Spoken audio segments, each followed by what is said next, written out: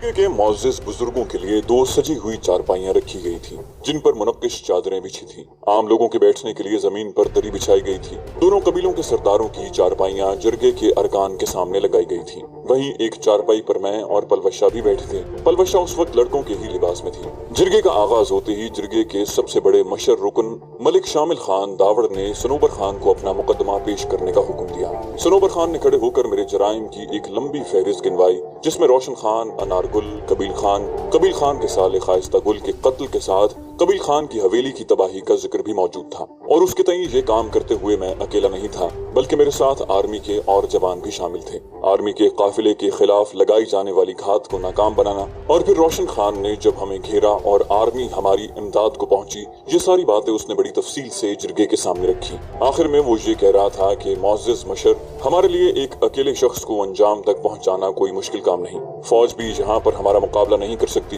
बल्कि सच तो ये है कि मेरा कबीला फौज के खिलाफ कार्रवाइयों में शामिल है। हमारे लिए असल मसला हमारे वो कबायली सरदार हैं जो फौज के साथ मिलकर हमारे खिलाफ हथियार उठाते हैं। सरदार कबील खान के कत्ल के बाद अगर हमारे मुजरिमों को वशलाम का सरदार खुशाल खान महसूद पनाह न देता, तो आज हमारे दोनों मुजरिम भी खत्म हो चुके होते और सरदार जहादात खान जैसा शेर भी जिंदा हमारे दरमियान मौजूद होता। बहरहाल जो होना था वो हो चुका है। अब अलाम खेल का नया मलिक होने के नाते मेरा मुतालबा ये है कि सरदार खुशाल खान महसूद हमारे मुजरिमों को हमारे हवाले करें और हालिया लड़ाई में हमारे जितने आदमी शहीद हुए हैं उनका खून बहा अदा करें। अपनी बात खत्म करके वो मशर शामिल खान से इजाजत लेकर चारपाई पर बैठ गया। मशर शामिल खान ने सरदार खुशाल खान की तरफ हाथ का इशारा किया। खुशाल खान ने खड़े होकर गुफ्तगू की इब्तिदा की। मुअज़्ज़िज़ मशर, जब तक पाक फौज के साथ मिलकर जहादात खान मरहूम या कबील खान मरहूम के खिलाफ कोई कार्रवाई करने की बात है, तो ये सरासर इल्जाम है और सरदार सनोबर खान इस इल्जाम को साबित नहीं कर सकता। अगर हमारे साथ फौज के जवान शामिल होते तो यकीनन इन्हें अब तक यहाँ होना चाहिए था,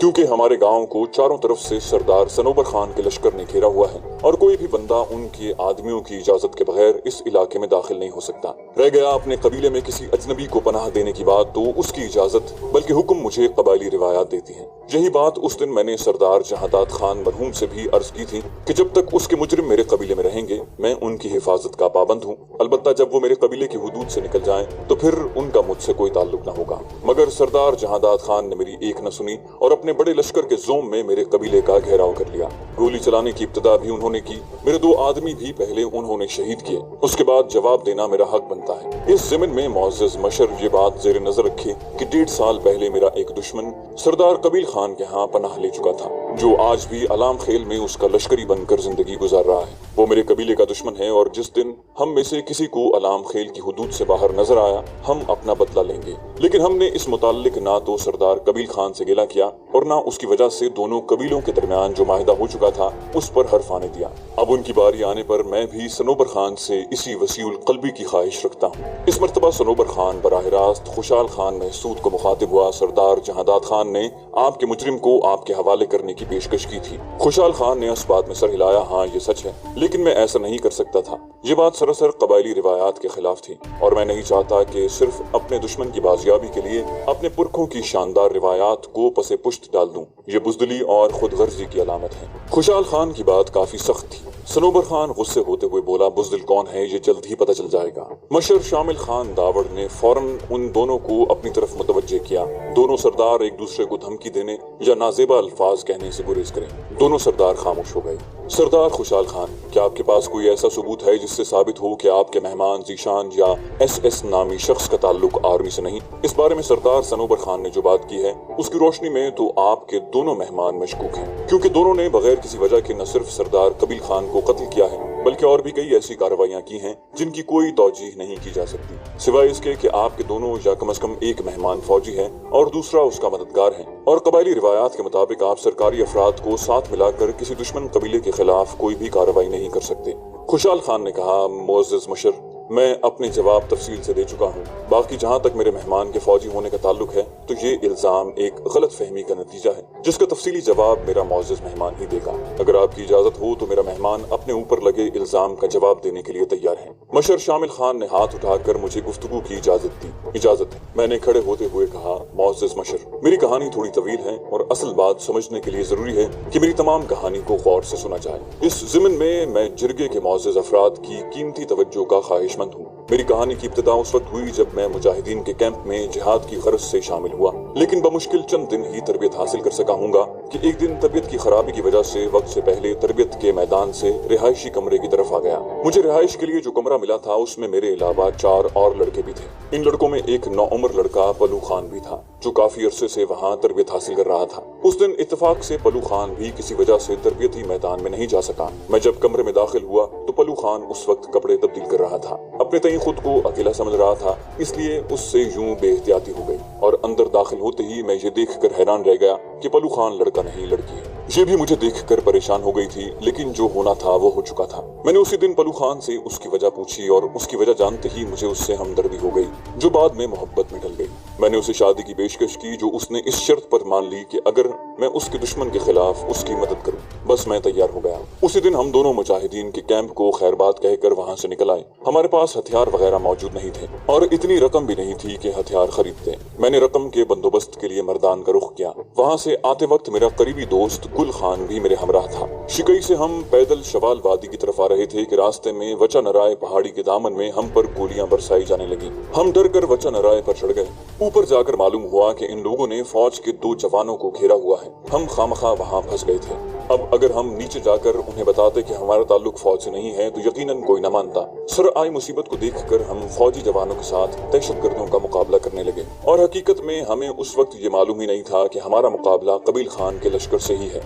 मैं लड़कपन से ही बहुत अच्छा निशानेबाज था। इत्तेफाकन कबील खान का कमांडर रोशन मुझे एक करीबी पत्थर की आड़ में लेटा हुआ नजर आया, जिसे मैंने अपने फायर के निर्वे में ले लिया। बाद में उसके माफी मांगने पर मैंने उसे छोड़ दिया था। इसी असना में वहाँ फौज की गाड़ियां आ गईं और ये भाग पड़े। बड़े अफसरों ने हमें शाबाश वगैरह देकर जाने की इजाजत दे दी।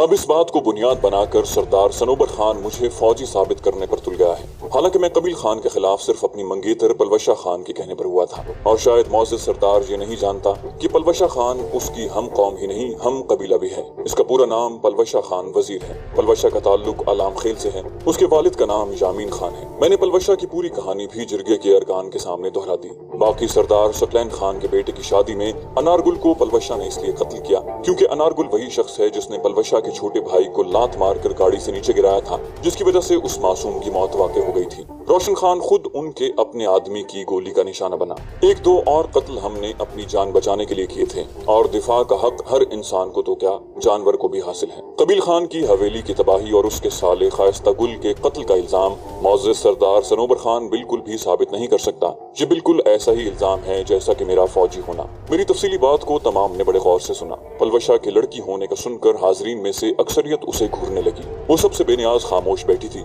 सनोबर खान खड़े होते हुए बोला, एक खूबसूरत लड़का लड़कियों की तरह लग सकता है, लड़की हो नहीं सकता। मैंने फौरन जवाब दिया, मौजूद मशर, इसका फैसला करना निहायत आसान है। कोई भी खातून पलवशा को खलवत में ले जाकर आसानी से इस हकीकत से पर्दा उठा सकती है। सनोबर खान ने फौरन पैंतरा बदला, ठीक है, मगर पलू खान है, पलवशा है या कोई तीसरी मखलूक है, इसके लड़की साबित होने पर इसका कबील खान पर लगाया गया बहतान कहाँ सच साबित होता है। यूं तो कल कला को मुझ पर बल्कि मुझे छोड़ें गुस्ताखी माफ, मौजूद मशर पर भी कोई इल्जाम लगाकर उनकी कीमती जान के दरपे हो सकता है। उसकी बात पर खामोश बैठी पलवशा गजबनाक होकर खड़ी हो गई और जिरगा मशर की इजाजत के बगैर जज्बाती लहजे में बोली, कबीले के सरदार की हैसियत कबीले के बाप की सी होती है और कबीले की लड़कियां उसकी बेटियां होती हैं। एक बाप जब अपनी ही बेटियों पर बुरी निगाह रखने लगे और अपनी ही बेटी को जिनसी हवस का निशाना बनाकर कत्ल कर दे तो उसके वारिस किससे इंसाफ की भीख मांगे। इज्जतों के रखवाले जब लुटेरे बन जाते हैं तो लुटने वाले बदला लेने के लिए किसी भी हद तक जा सकते हैं। कबील खान ने न सिर्फ मेरी बहन सबू गुमाए को अपनी हवस का निशाना बनाया,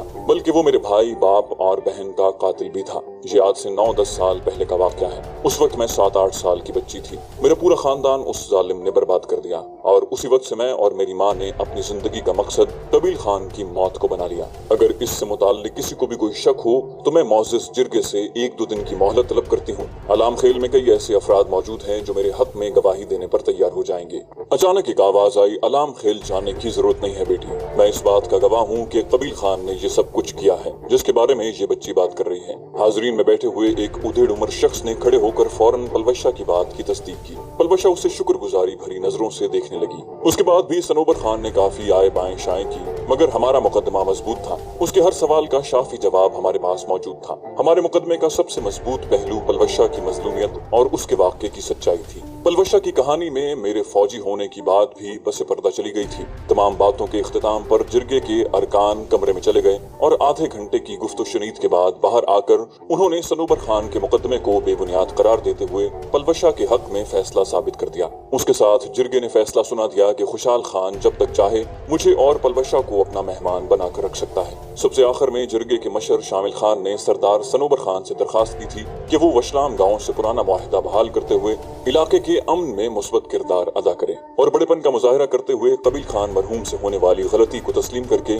उसके जुल्म का शिकार होने वाले अपने कबीले के अफराद को इंसाफ मुहैया करे। जिरगे का फैसला हमारे हक में हुआ था। हम दोनों बहुत खुश थे। सरदार खुशाल खान और काबिल खान भी खुशी से फूले नहीं समा रहे थे। दोनों भाइयों ने खुलूस दिल से हमें मुबारकबाद दी। बैठक में आते ही पलवशा नम आंखों के साथ मुझसे लिपट गई। बोली, आपकी बदौलत आज मुझे ये दिन देखना नसीब हुआ। इलाके में कबील खान की बदकिरदारी खुलकर सामने आ गई। वो अपने अंजाम को पहुंचा, उसका भाई भी कत्ल हुआ और मैं सुखरू हूँ। उसके साथ मुझे आप जैसा शरीक हयात मिला। मैं अल्लाह पाक का जितना शुक्र अदा करूँ कम है। मैंने कहा, ठीक है जी, अल्लाह पाक का शुक्र तो इंसान को हर हाल में अदा करना चाहिए, लेकिन फिलहाल तुम वही कपड़े पहनो जो तुम्हें काबिल खान ने ला कर दिए थे। अभी लो। मुझसे अलग होते हुए वो दीवार पर टंगे कपड़ों की तरफ बढ़ी। मैंने उसकी जानिब से रुख फेर लिया। थोड़ी देर बाद उसकी आवाज उभरी, अब बताएं कैसी लग रही हूँ। मैं उसकी जानिब मुड़ा। इस मर्तबा भी मुझ पर पहले वाली कैफियत तारी हो गई थी। मुझे मबहूत देखकर वो एक बार फिर शर्माने लगी। उस शोख और चंचल लड़की की शर्मीली अदाएं कुछ ज्यादा ही बासर थी। मेरी महवियत में काबिल खान की आमद से खलल पड़ रहा था। वो खाना लेकर आया था। खाने वगैरह से फारिग होकर खुशाल खान भी आ गया।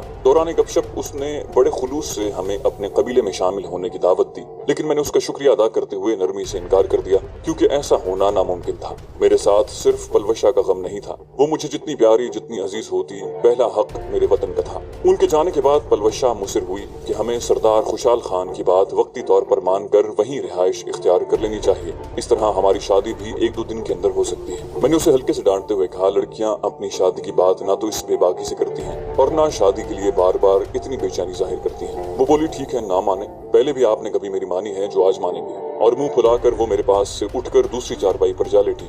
मैंने कहा, फिर खफा होने का मतलब? चंद दिन की मोहलत तो दो ना। वो मासूमाना अंदाज में चिल्लाई, चंद दिन का मतलब होता है ज्यादा से ज्यादा 10 दिन, समझे? मैंने कहा, हाँ, तकरीबन इतने ही। वो बोली, मुझे लग रहा है कि आप रोज बरोज अपनी मंगेतर के रूप में आते जा रहे हैं। मैंने रोमानवी लहजे में कहा, वो शायर कहता है ना, अगर वो रूठ जाता है तो हमारी जान निकलती है। वो हसरत भरे लहजे में बोली, पता नहीं कब वो दिन आएगा जब आप थके हारे बाहर से आएंगे और मैं आपके सामने खाना रखूंगी। जब आपको पसंद नहीं आएगा तो आप मुझे डांटेंगे और मैं रोने लग जाऊंगी और आप खाना पीना भूल कर मुझे मनाएंगे और देर तक मनाते रहेंगे। उसकी आवाज मुझे कहीं दूर से आती हुई महसूस हो रही थी। मैं धीमी आवाज में गुनगुनाने लगा, सोना ना चांदी न कोई महल। हिफ्ज़े मातक़द्दुम के तौर पर हम दोनों हफ्ता भर काबिल खान के ही मेहमान बने रहे। गो सनोबर खान जिरगे वाले दिन ही अपना सारा लश्कर वापस ले गया था और उससे एक दिन बाद उसने खुशाल खान को अलाम खेल आने की दावत दी थी।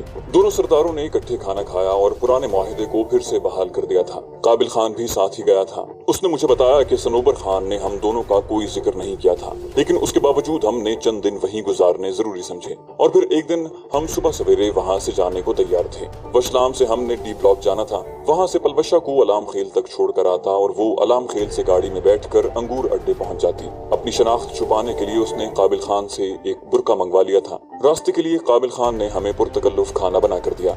मैंने दोनों सरदारों से अलविदाई मुआनिका किया, जबकि पलवशा के सर पर दोनों ने शफकत भरा हाथ फेर कर हमें रुखसत कर दिया। सरदार खुशाल खान ने हमें चंद मुहाफिज साथ ले जाने का मशवरा भी दिया, लेकिन मैंने शुक्रिया के साथ इनकार कर दिया।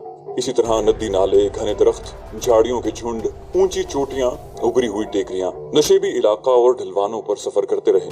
दोपहर को मौसम ने तेवर बदले और हमें एक गार में पनाह लेना पड़ी। सबसे पहले तो हमने खुश्क लकड़ियों का अंबार जमा किया और फिर आराम करने लगे। शाम को खाना वगैरह खाकर वो मुझे आराम करने पर इसरार करने लगी। उसके तई अगर वो सो गई थी तो मैंने उसे जगाना ही नहीं था। उसकी जिद के आगे हथियार डालते हुए मैं लेट गया। उस दिन मोर्चे में तो मैंने उसकी गोद में लेटने से इनकार कर दिया था, लेकिन इस वक्त गार में वो अपनी मनवा कर रही। मैं ये भी जानता था कि उसने मुझे 12-1 बजे नहीं जगाना था और वो सारी रात इसी तरह बैठे बैठे गुजार देती। लेकिन हम स्नाइपर्स की नींद उमूमन मर्जी की ताबे होती है। ना तो हम इतनी गहरी नींद सोते हैं कि माहौल से बेखबर हो जाएं और ना ही मुसलसल नींद में डूबे रहते हैं। बेशक पलवशा भी तरबियत याफ्ता थी, लेकिन उसकी तरबियत इस नहज पर नहीं हुई थी जिस तरह हम स्नाइपर्स या कमांडोज की होती है। उसके साथ वो अल्लड़ दोशीजा भी थी और उसकी उम्र की नींद तो यूं भी आदमी को गाफिल कर देती है। 12:30 बजने को थे जब खुद ब खुद मेरी आंख खुल गई। उस वक्त पलवशा भी गार की पथरीली दीवार से टेक लगाए बैठी थी। वो गाहे गाहे जलती हुई आग पर लकड़ी का टुकड़ा रख देती। लकड़ी का ढेर उसके पास ही पड़ा था। रोशन होती आग मुझे ये बावर करवाने के लिए काफी थी कि वो होशियार थी। स्लीपिंग बैग से बाहर आते ही मैंने कहा, आओ सो जाओ। वो बोली, इतनी जल्दी जग गए? मैंने कहा, करीबन 1 घंटा होने वाला है, इसलिए चुपचाप रजाई में घुस जाओ। और वो मुंह चढ़ाते हुए स्लीपिंग बैग में घुस गई। तकिया उसे वही मिला था जिसकी वो दिल में ख्वाहिश रखती थी। चाय का खुश्क राशन हमारे पास मौजूद था। सुबह चाय और रात की बची हुई रोटी से नाश्ता करके हम एक बार फिर रवाना हो गए। दोपहर 12-1 बजे के करीब हम डी ब्लॉक पहुंच गए थे। संतरी को अपनी शनाख्त करवा कर मैंने बैरेट M7 और दूसरे सामान का थैला वहीं छोड़ा और सिर्फ क्लैशनकोफ और पिस्तौल लेकर पलवशा के साथ रवाना हो गया। उसके पास भी क्लोज बट वाली क्लैशनकोफ और कबील खान से छीना हुआ कीमती पिस्तौल मौजूद था। आगे का सफर मुसलसल उतराई पर मुश्तमिल था। दोपहर तक हम उस जगह पर पहुंच गए थे जहां से हमें आर्जी तौर पर अलविदा होना था। राजू वो सिसकते हुए मुझसे लिपट गए। मैंने कहा, रोती क्यों हो? 2-3 दिन की बात है, मैं बस अपनी छुट्टी करवा कर परसों तरसों तक अंगूर अड्डे पहुंच जाऊंगा। वो बोली, देर न कर देना। मैंने कहा, फिक्र न करो और मुखाबरे पर राब्ता करो। रोजाना रात के 8 बजे चैनल नंबर 5 पर मैं अपनी जान की आवाज सुनने आऊंगा। उसने मुंह बसूरा, अगर 3 दिन से 1 घंटा भी ज्यादा लगाया तो बिल्कुल भी बात नहीं करूंगी। मैंने मुस्कुराते हुए कहा, एक फौजी की बीवी बनने जा रही हो, जुदाई की आदत तो डालना पड़ेगी। और ये भी जहन में रहे कि वतन के मुहाफिज कभी कभी आर्जी जुदाई को हशर तक मौकूफ कर देते हैं। वो बोली, बकवास न करो। मैंने कहा, अच्छा मजाक था, मैं बस यूं गया और यूं आया, हो सकता है तुमसे पहले अंगूर अड्डे पहुंच जाऊं। आमीन। अपनी आंखों पर उल्टा हाथ फेरते हुए वो मुझसे बमुश्किल अलहदा हुई। क्लैशनकोफ गले में डालकर उसने ऊपर सफेद बुर्का पहना और सामने से पल्लू उठाकर मुझे चांद चेहरे का आखिरी दीदार करवाने लगी। चंद दिन की जुदाई भी मेरा दिल चीरने जा रही थी। एक लम्हे के लिए मैंने सोचा कि उसे वापस अपने साथ डी ब्लॉक पर ले जाऊं और वहां से छुट्टी वगैरह करवा कर अपने साथ अंगूर अड्डे ले जाऊं, या पहले जिस तरह मैंने सीधा अंगूर अड्डे जाने का सोचा था उस पर अमल करूं। लेकिन फिर आर्मी के डिसिप्लिन का ख्याल आते ही मैंने इस कमजोर सोच पर काबू पा लिया और सीधा अगर उसके साथ चला जाता तो छुट्टी कैसे ले पाता।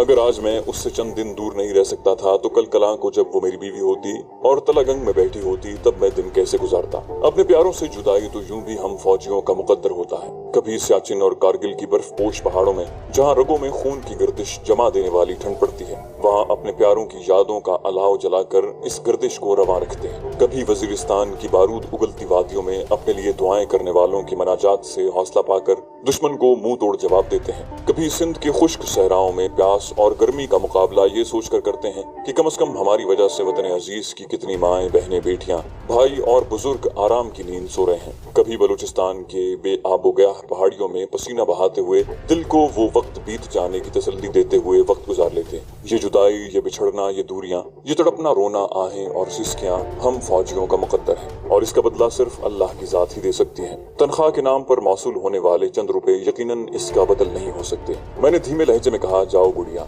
उस वक्त मैं खुद को बहुत कमजोर महसूस कर रहा था। नफी में सर को दाएं बाएं हिलाते हुए वो एक मर्तबा फिर आगे बढ़ी और मुझसे लिपट गई। मैंने कहा, कह तो दिया जल्दी आ जाऊंगा। मैंने उसे डांटने की कोशिश की मगर मेरे मुंह से फकत बेबसी भरी आवाज ही निकल सकी थी। वो बेआवाज रोती रही। मैंने कहा, पलवशे पता है ना, अगर अंगूर अड्डे वाली आखिरी गाड़ी निकल गई तो कितना मसला बनेगा तुम्हारे लिए, और यहाँ से डी ब्लॉक तक मैं भी जाने रात को किस वक्त पहुंचूंगा। क्या यही चाहती हो कि अंधेरे में ठोकरे खाता रहूं? इस मर्तबा मेरी बात का उस पर खातिर खा असर हुआ। एक झटके से मुझसे जुदा होकर उसने बुर्का चेहरे पर डाला और पीछे मुड़कर तेज कदमों से दूर जाने लगी, यूं जैसे अगर 1 सेकंड की देर हो गई तो वो जा नहीं पाएगी। मैं वहीं रुक कर उसे देखता रहा। पीछे मुड़े बगैर उसने नाला अबूर किया और फिर फरलांग भर का फासला तय करके सड़क पर चढ़ गई। मैं वहीं खड़ा उसे देखता रहा, यहाँ तक कि अलाम खेल से एक वैगन निकल कर अंगूर अड्डे की तरफ जाने लगी। उसके हाथ का इशारा पाकर वैगन उसके करीब रुकी। आखिरी मर्तबा उसने पीछे मुड़कर देखा, यूं जैसे उसे अच्छी तरह मालूम हो कि मैं यहाँ खड़ा हूँ, और फिर वैगन में बैठ गई। वैगन के आगे बढ़ते ही मैं थके थके अंदाज में पीछे मुड़ा और डी ब्लॉक की बुलंदियां सर करने लगा। मेरे दिलो दिमाग में उस वक्त पलवशा के बिछड़ने के अलावा कोई ख्याल जागुजी नहीं था। इसमें कोई शक नहीं कि किसी भी इंसान की जिंदगी का सबसे बड़ा दुख बिछड़ना ही होता है, चाहे वो जुदाई आर्जी हो या हमेशा की। दूरियां और फासले दिल में वो घाव पैदा करते हैं जिन्हें कुर्बत के मरहम ही से शिफा मिल सकती है। मैंने खुद कलामी के अंदाज में बड़बड़ा कर खुद को तसल्ली दी, कोई नहीं, चंद दिनों की बात है। अजीब बात थी कि माहीन, जेनिफर और रोमाना से हमेशा की जुदाई में मेरे दिल का ये हाल नहीं हुआ था जो पलवशा के आर्जी दूर जाने पर हो रहा था। कभी तो पलवशा का टकराना मुझे अपनी जिंदगी की सबसे बड़ी बदबख्ती लगता था कि इस टकराव की वजह से मोहब्बत जैसी बीमारी ने एक बार फिर मेरे दिल में पंजे गाड़ लिए थे। اور کبھی اس کے ملنے پر میں خود کو دنیا کا خوش قسمت ترین آدمی سمجھتا کہ مجھے اس جیسی البیلی دوشیزہ سے محبت ہو گئی۔ بلا شک و شبہ اس جیسی لڑکیاں کہیں صدیوں میں ہی جنم لیتی ہیں۔ صنف نازک ہوتے ہوئے یوں ایک ظالم اور جابر سردار سے ٹکرانے کا حوصلہ پیدا کرنا اتنا آسان کام نہیں تھا۔ چینل کو سبسکرائب کیجیے اور بیل آئیکن پر کلک کیجیے تاکہ آپ کو تمام ویڈیوز فوراً ملیں۔